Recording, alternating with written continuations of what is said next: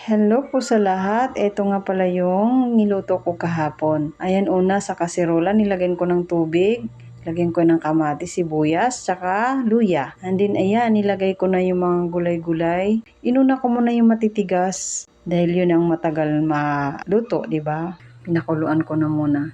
Pagkalambot ng mga yan, ayan. Tapos nilagay ko na yung sitaw at tsaka okra. Ayan, halo-halo ko muna. Kuluan ko saglit para lumambot naman yung sitaw tsaka okra. Yung mais naman, saling pusa lang yan dyan. Ayan o, ang sarap niyan, grabe. Tagaktak pawis ko niyan. Hindi nilagay ko na yung malunggay. Ang pampahaba ng buhay. Para sa akin kasi hindi makompleto yung luto ko na to pag walang malunggay. Ayan, kaya nanghingi muna ako sa kapitbahay. At ayan na nga, luto na siya. Thank you for watching po. God bless you all.